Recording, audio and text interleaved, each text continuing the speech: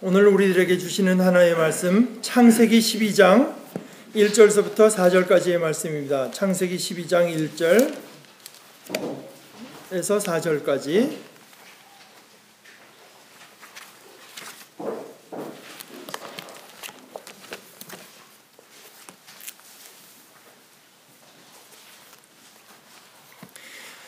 주님께서 아브라함에게 말씀하셨다. 너는 내가 살고 있는 땅과 내가 난 곳과 너의 아버지의 집을 떠나서 내가 보여주는 땅으로 가거라. 내가 너로 큰 민족이 되게 하고 너에게 복을 주어서 내가 크게 이름을 떨치게 하겠다. 너는 복의 근원이 될 것이다. 너를 축복하는 사람에게는 내가 복을 베풀고 너를 저주하는 사람에게는 내가 저주를 내릴 것이다. 땅에 사는 모든 민족이 너로 말미암아 복을 받을 것이다. 아브라함은 주님께서 말씀하신 대로 길을 떠났다. 롯도 그와 함께 길을 떠났다. 아브라함이 하란을 떠날 때 나이는 75이었다. 하나님의 말씀입니다.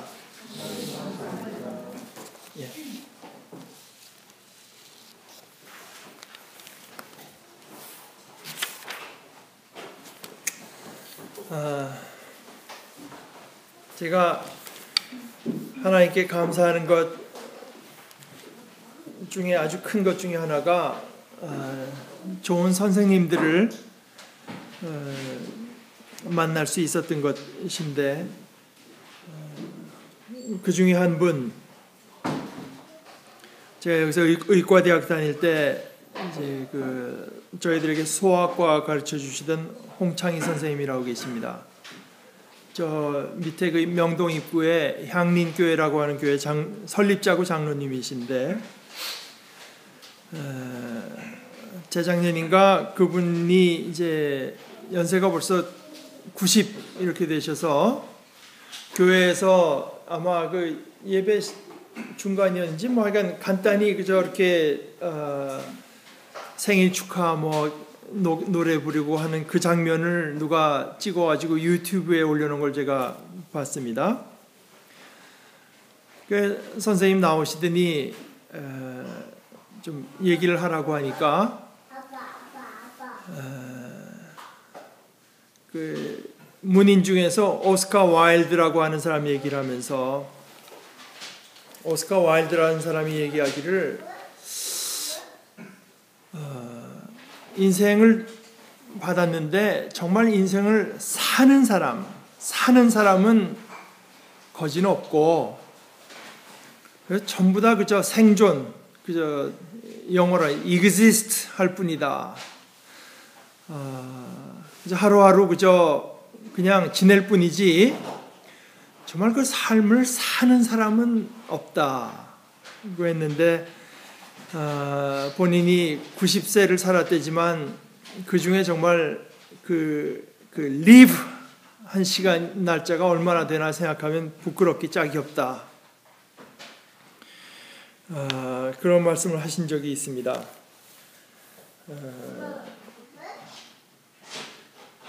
그런데 그분은 제가 여태까지 본 바로는 그냥 생존하는 것과 사는 것을 비교해서 말한다면 가장 사는 모습을 제게 많이 보여주신 분입니다. 사람이 산다고 하는 게 저런 거로구나 하는 걸 많이 보여주신 분인데, 그분은 이제 그런 말씀을 하셨습니다. 근데 그 말도 조금 더 깊이 따지고 들어가서 생각해 보면, 산다고 하는 게 뭐냐? 사람이 산다고 하는 건 결국 나로서 사는 거 아니겠습니까? 내 삶을 사는 겁니다. 그러니까 이 산다고 하는 것이 사실은 내 삶을 사는 것이고 나로서 사는 거죠. 그러니까 물론 그냥 단순히 하루하루 그냥 존재하는데 만족하지 않고 살려고 하면 용기도 필요하겠고 어떤 긴장도 필요하겠고 부지런함도 필요하겠지만, 그것보다 더 근본적으로 내가 누구냐 하는 데 대한 대답이 있어야 될 겁니다. 내가 누구냐 하는 데 대해서 사는 내용은 달라질 거 아니겠습니까? 그래서 나라고 하는 존재를 제가 좋게 본 문인 하나는 또 그 D.H. 로렌스라는 이가 제가 기억하기는 이런데 To be English, that's my vision. 자기의 어떤 비전이라고 하는 것은 자기의 자기가 품은 뜻이라고 하는 것은 영국인이 되는 거다. 그거는 자기를 영국인으로 이해했기 때문에, 그러니까 문인으로서 영국 말도 다 익숙하게 하고 그걸 또 발전시킬 책임도 자기한테 있다고 봤고 그런 거 아니겠습니까? 또 영국이라는 어떤 민족의 웰빙을 위해서 자기가 노력할 어떤 생각도 있다. 그건 자기를 영국인으로서 이제 이해했기 때문이죠. 나를 만약에 나는 인간이다. 이렇게 이해했으면은 인간적인 삶을 사는데 자기 평생을 힘쓰겠죠. 나는 직장인이기도 하고 뭐기도 하지만 나는 무엇보다 인간이다. 1차적으로 인간이다. 이렇게 생각을 했으면 사업을 성공시키는 것보다도 그 과정에서 내가 얼마나 인간으로서의 삶을 살고 있나 하는 생각을 많이 하게 될 겁니다. 그러니까 내가 누구냐, 나는 뭐냐, 나의 정체성, 나를 규정하는 것이 뭐냐 하는 생각을 하는 데 따라서 그 산다고 하는 내용은 달라질 수밖에 없을 거라고 생각을 해요.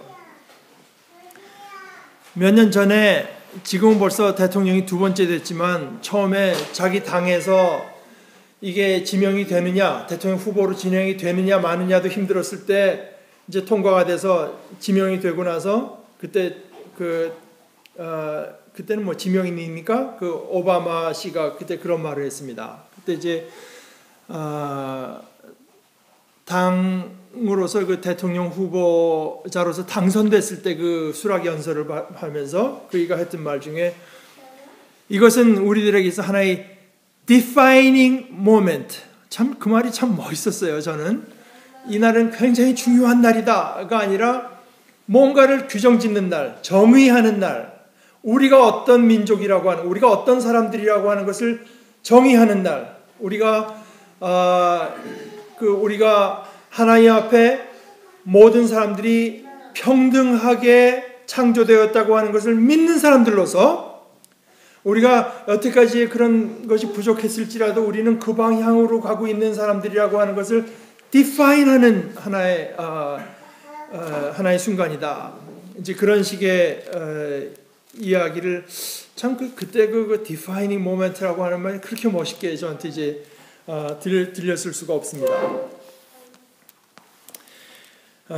오늘 이 하나님의 말씀은 어떤 면에서 하나님께서 우리 인간을 구원해 나가시는 하나님의 구원 역사 또는 이제 구속사라고도 하는데 이것의 시작이라고 할 수가 있습니다.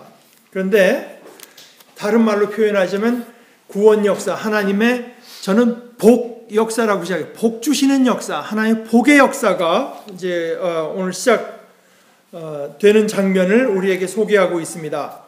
주님께서 아브라함에게 말씀하셨다. 너는 내가 살고 있는 땅, 이것은 이제 어딘가 하면은 지금 이야기는 어디서 시작되냐? 시작이 되기는 지금 여러분들 바그다드라고 한 도시 있잖아요. 바그다드에서 남서쪽으로 한 300km 떨어진 데 우르라고 하는 도시가 이제 그 바빌론 지역인데요. 우르라고 하는 도시가 있었습니다. 거기 모여 살고 있던 사람들 가운데서 하나 테라라고 하는 분이 자기 식솔들을 이제 그때 왜 그랬는지 몰라요. 그때는 우르가 바빌론 지역에서 그 유프라테스 강 연안인데요. 아주 잘 나가는 도시였습니다. 거기서 식솔들을 데리고 우리가 가나안으로 가야 되겠다. 그래서 왜 그런 생각을 했는지 모르겠어요. 굉장히 먼 데거든요. 굉장히 멀 뿐만 아니라 여기가 훨씬 노래 가사대로 잘 나가는데 훨씬 잘 나가는 데였었는데 어느 날 그 식솔들을 다 이제 많이 데리고 뭐 그중에 자식이 하나 죽어서 뭐 낙심해서 그랬는지 여기서 또는 더 이상 견딜 수 없는 무슨 상황이 생겼을 가능성이 더 많죠. 그래서 끌고 이제 가나안으로 먼 길을 이제 갑니다. 이거를 성경 지리학자들은 이렇게 생겼는데요, 땅이 이렇게 생겨서 달로 말하면 초승달처럼 초승달. 그래서 비옥한 초승달이라고 합니다. 그러니까 이거 유프라테스하고 티그리스 강을 따라서 쭉 거기 비옥한 데거든요. 그래서 비옥한 초승달 지형을 따라서 쭉 가다가 반도 훨씬 넘어가서 하란이라고 하는 도시에 이제 정착을 합니다. 정착을 해서 거기 살다가 테라가 죽어요. 그때 하나님께서 그 아브라함에게 이제 나타나셔서 말씀하시기를 너는 내가 살고 있는 땅과 내가 난 곳과 했는데 이건 사실은 원어에는 어떻게 됐냐면 너는 내 땅을 떠나고 둘째는 너의 친족들을 떠나서 또는 그 다음에는 너의 아버지의 집을 떠나서 이 세 가지를 이제 떠나라고 지금 말씀해 주십니다. 그래서 불러내세요. 그런데 이 장면을 신약 시대에 그 스데반 집사가 이제 유대인들에게 둘러싸여서 그리스도를 증거하기 위해서 이 장면을 다시 이야기를 하는데 이렇게 말합니다. 사도행전 7장 2절에 스데반이 말하였다. 부형 여러분 내 말을 들어보십시오. 우리 조상 아브라함이 하란에 거주하기 전에 아직 메소포타미아에 있을 때 영광의 하나님께서 그에게 나타나셔서 말씀하시기를 너는 내 고향과 친척을 떠나서 어디든지 내가 지시하는 땅으로 가거라 하셨습니다. 그래서 그는 갈대아 사람들의 땅을 떠나 하란으로 가서 거기서 살았습니다. 이게 창세기 얘기하고는 좀 다르죠. 창세기에서는 아버지가 갈대아 우르에서 식솔들을 데리고 하란까지 가서 거기서 죽고 성경의 이야기는 하란에서 하나님께서 아브라함에게 나타나셔서 떠나라고 한 것처럼 되어 있는데 스데반은 하란에 거주하기 전에 메소포타미아에 있을 때 하나님께서 그에게 나타나셔서 이런 말씀을 하셨다. 물론 스데반은 이제 기억을 가지고 말을 하는 거기 때문에 좀 부정확할 수도 있겠습니다만은 저는 단순히 그저 스데반의 기억이 부정확했다고 이야기하기보다 하나님께서 복을 주시는 역사가 사실 하란에서 아브라함을 만나서 떠나라고 말씀하시기 이전부터 사실은 데라가 무슨 생각이었었는지 모르지만 상황이 어땠는지 모르지만 내 식솔들을 다 데리고 저 아무것도 아는 것 없는 가나안으로 가야 되겠다고 하는 생각을 따라서 움직인 그 순간부터 이미 하나님의 부르심은 시작되고 있었다. 이렇게 생각합니다. 여러분 많은 목사님들이 그 말씀하시기를 어떤 때 설교하다 보면은 나는 지금 이 얘기를 하려고 하고 별로 중요하지 않다고 생각한 부분에 앉아있던 어떤 이들이 듣고 그냥 큰 감동을 받아하고 저 예수 믿겠습니다 하고 나온 경우들도 있습니다. 나는 지금 그 얘기에 중점을 둔 것이 아닙니다. 그저 하나 곁가지로서 얘기한 것뿐인데 뭐 그런 경우들이 종종 있습니다. 이것은 아무리 봐도 하나님께서 그 순간에 그 사람과 하나님의 말씀이 만나기 전부터 뭐 어떤 식으로 하나가 역사하셔서 그 사람의 속 생각이랄지 처지랄지 하는 것에 역사하셔서 그 말씀과 만날 준비를 다 해놓으시고 어느 순간에 만났을 때 역사가 이루어진다고 밖에는 이해할 수 없는 그런 일들이 참 많이 일어납니다. 그러니까 이 부르심의 형태라고 하는 건 굉장히 다양하죠. 사실 뭐 데라가 무슨 생각으로 하란까지 왔는지는 성경에 전혀 나와 있지 않습니다. 사실 뭐 생각해서 아니 그 떠나도 왜 이렇게 멀리 갈 생각을 했을까?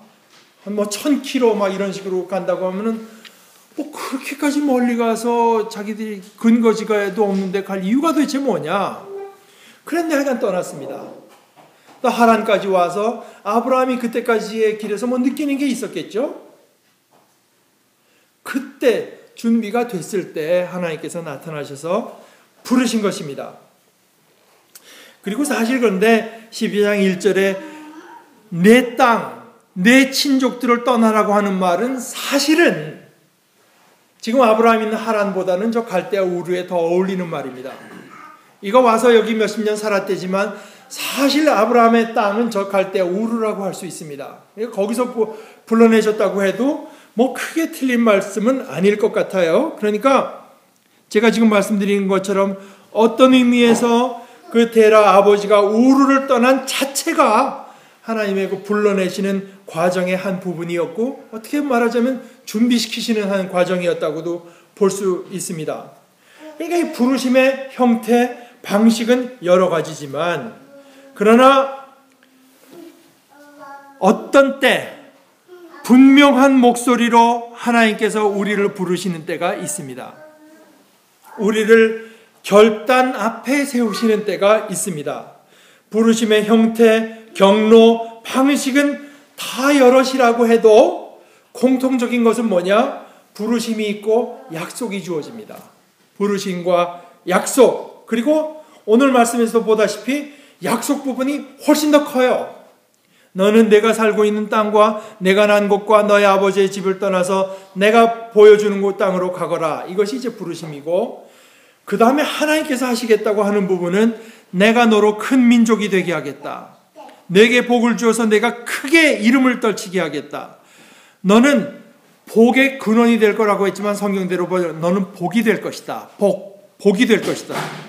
너를 축복하는 사람들에게는 네가 얼마나 복되니 너를 축복하는 사람들에게는 내가 축복을 주고, 그 다음에 너를 저주한다고 했는데 이 말 뜻은 너를 우습게 하는 사람들, 경멸하는 자, 아주 가볍게 여기는 자, 업수히 여기는 자에게는 내가 저주를 내릴 것이다. 그러니까 먼저 너를 축복하는 사람들은 원어의 복수로 되어 있고, 너를 저주하는 사람, 이것은 단수로 되어 있습니다.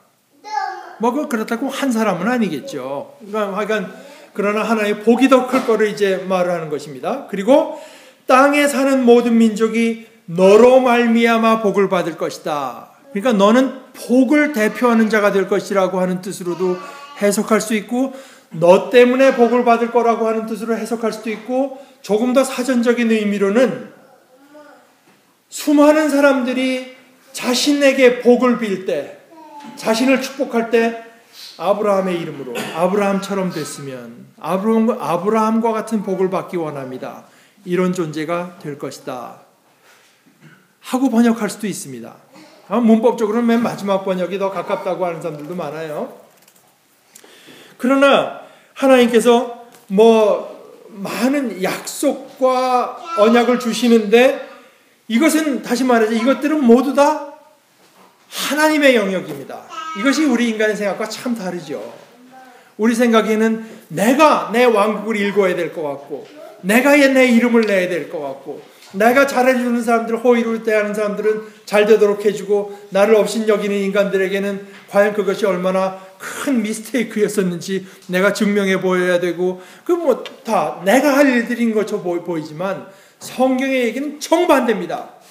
내가 나의 영역을 일구고 이름을 내고 사람들이 나로 축복받게, 이것은 다 하나님의 영역입니다. 하나님께서 하실 부분이고, 인간에게 주어진 것, 우리에게 주어진 것은 떠나서 가는 일밖에 없어요.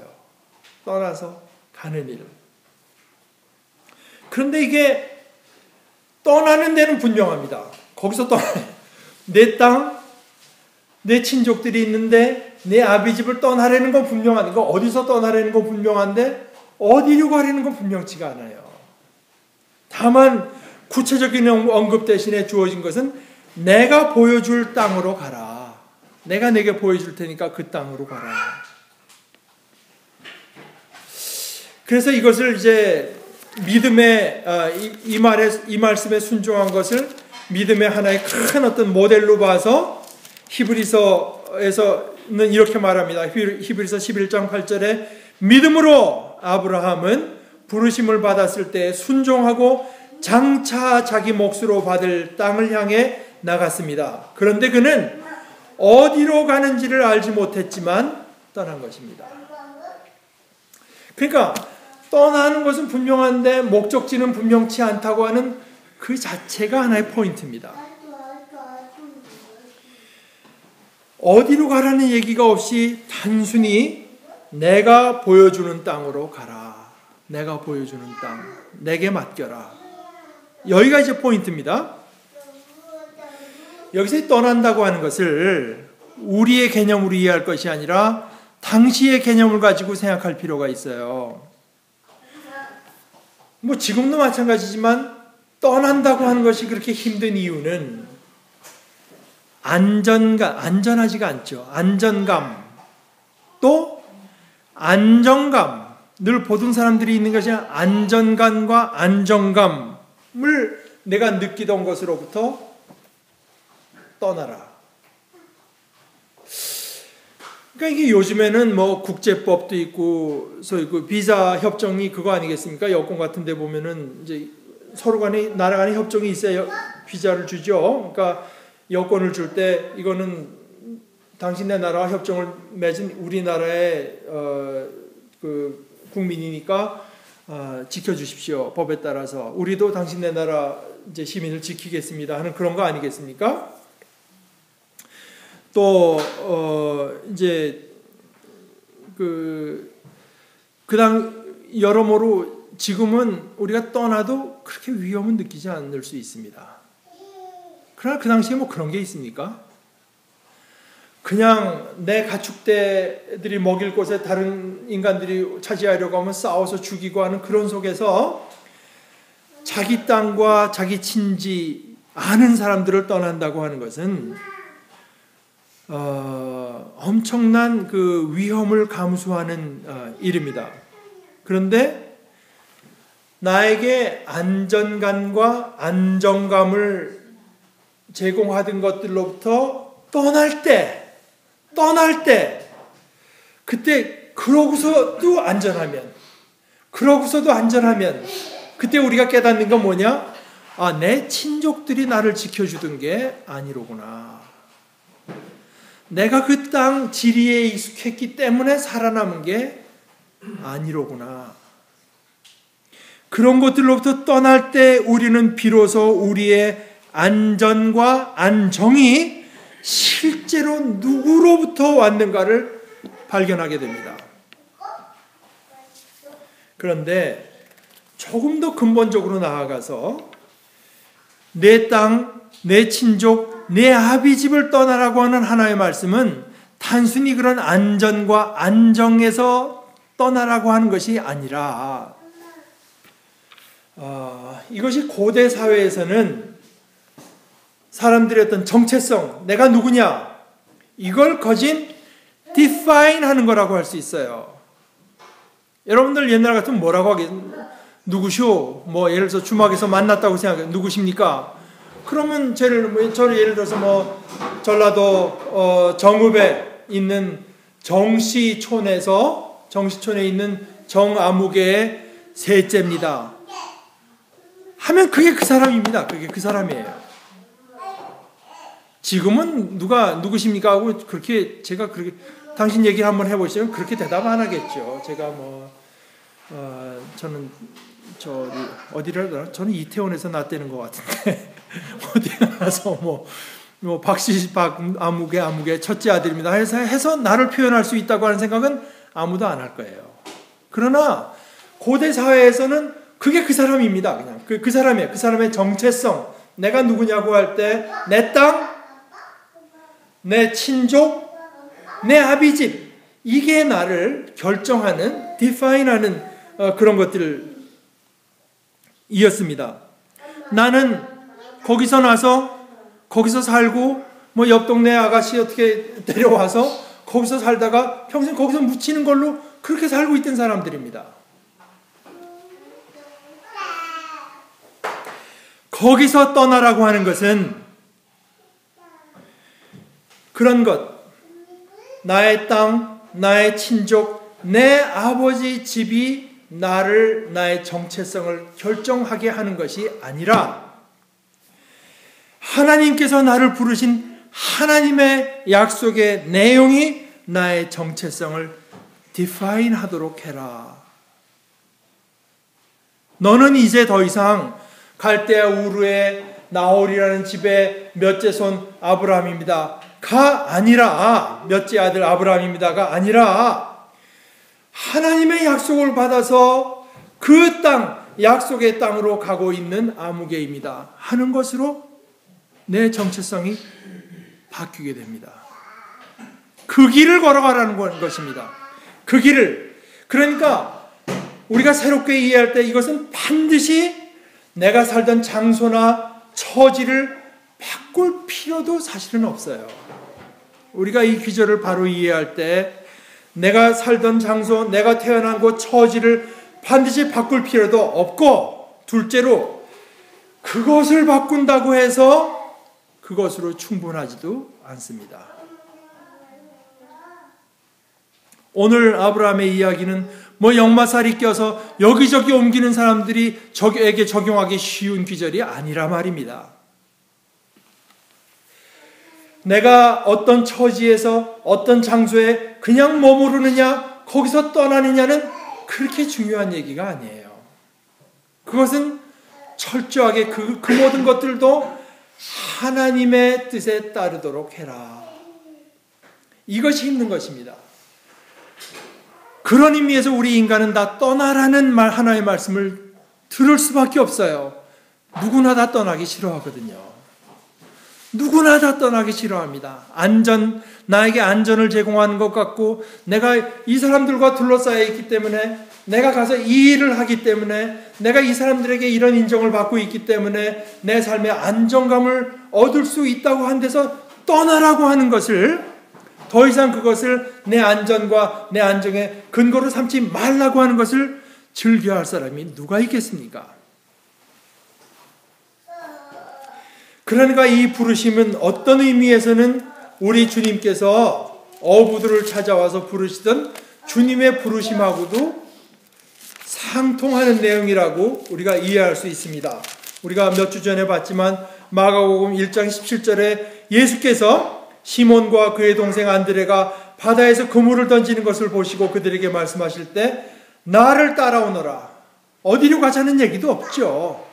내가 이제 다음 달이면은 예루살렘으로 가서 여기 신앙에 아주 좋은 학원을 하나 내려고 하는데, 너희들 와서 한 2, 3년 이제 이렇게 잘 배우고 나면 너희들도 교사시켜 줄게. 이런 구체적인 내용이 하나도 없이 그냥 나를 따라와라. 내가 가는데 너희들도 가자. 내가 너희를 사람을 낚는 어부가 되게 하겠다. 이것은 약속입니다. 언제나 부르심의 말과 약속의 말이 같이 주어지는데요. 그러니까 이런 하나님께서 아브라함을 부르시는 내용은 마가복음에서 예수님께서 그 어부들을 부르시는 내용하고도 연상되는 바가 많습니다. 성경의 다른 부분을 보게 되면 말입니다. 부르심을 받은 사람들에게 오히려 떠나지 말라는 권유까지 있습니다. 떠나지 말라. 예를 들어서 고린도전서 7장을 보게 되면 17절에서 24절, 좀 길지만 제가 읽어보겠습니다. 바울 사도가 고린도 교인들에게 주는 권면의 말씀입니다. 각 사람은 주님께서 나누어 주신 분수 그대로 하나님께서 부르신 처지 그대로 살아가십시오. 이것이 내가 모든 교회에서 명하는 지시입니다. 유대인으로 태어나서 할례를 받은 사람들이 있을 거 아닙니까? 할례를 받은 몸으로 부르심을 받은 사람은 굳이 그 할례 받은 흔적을 지우려고 하지 마십시오. 할례를 받지 아니한 처지에서 부르심을 받은 사람은 굳이 할례를 받으려고 하지 마십시오. 그게 중요한 것이 아닙니다. 할례를 받은 것이나 안 받은 것이나 그것은 문제가 아니고 하나님의 계명을 지키는 것이 중요합니다. 각 사람은 부르심을 받은 그때의 처지에 그대로 머물러 있으십시오. 노예일 때에 부르심을 받았습니까? 심지어 노예. 그런 것에 마음 쓰지 마십시오. 그러나 자유로운 몸이 될 수 있는 기회가 있으면 어떻게 해서든지 그것을 이용하십시오. 아무래도 노예보다는 자유자가 좋으니까 그렇게 기회가 생기면 하되 거기다가 여러분들의 인생을 걸 이야기가 아닙니다. 그것이 여러분들에게 있어서 중심되는 과제가 아닙니다. 주님 안에서 노예로서 부르심을 받은 사람은 주님께 속한 자유인입니다. 이것이 떠나는 것입니다. 내가 노예로 있지만 주님 안에서 나는 자유인입니다. 자기를 주님께서 보시는 시각으로 자기를 자유인으로 디파인하는 것, 이것이 참다운 의미에서 떠나는 것입니다. 그와 같이 자유인으로서 부르심을 받은 사람은 그리스도의 노예입니다. 내가 자유자입니다. 그러나 그리스도의 부르심을 받았기 때문에 그리스도께서 나에게 주시는 말씀 하나하나, 계명 하나하나가 제게는 복된 하나의 부담, 하나의 명령이 되는 것으로 받아들이는 노예로서 여러분 자신을 여기고 정의하려 들 때 그것이 참된 의미에서 떠나는 것입니다. 떠나서 믿음의 길을 가는 것입니다.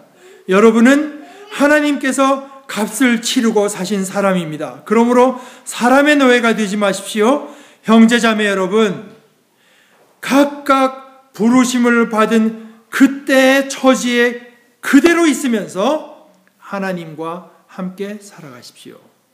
그러니까 심지어 이 종교적인 모습, 할례도 그렇고 그 다음에 노예 상태도 그렇거니와 그 다음에 나오는 이야기는 부부관계에서도, 혼인관계에서도 그것이 해당됩니다. 아내에게 매였으면 그에게서 벗어나려고 하지 마십시오. 아내에게서 놓였으면 아내를 얻으려고 하지 마십시오. 그러니까 아까 노예 것처럼 그것은 필요에 따라서, 형편에 따라서 결정할 얘기지 여러분의 인생이 거기에 달려있는 것이 아닙니다. 결혼, 할례, 노예 이런 것들이 포인트가 아닙니다. 요는 아까 7장 24절에 말씀하신 대로 형제자매 여러분 각각 부르심을 받은 그때의 처지에 그대로 있으면서 요는 뭐냐? 하나님과 함께 살아가십시오. 하나님과 함께 살아가는 것, 그것이 요입니다. 그것이 가장 중요한 것입니다. 하나님과 하나님의 약속과 부르심이 그것이 나를 디파인하도록. 너는 누구냐? 저는 의사입니다. 저는 두 아들의 아버지입니다. 저는 어머니의 아들입니다. 남편입니다. 목사입니다.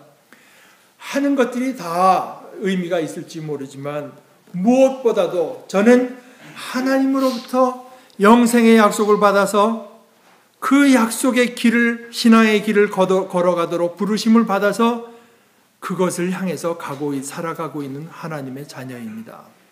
이것이 여러분의 아이덴티티, 정체성이 되도록 순간순간의 삶의 모습과 결정이 그 정체성에 근거한 것이 되도록, 그 정체성을 따른 것이 되도록 살아가는 것, 그것이 말입니다.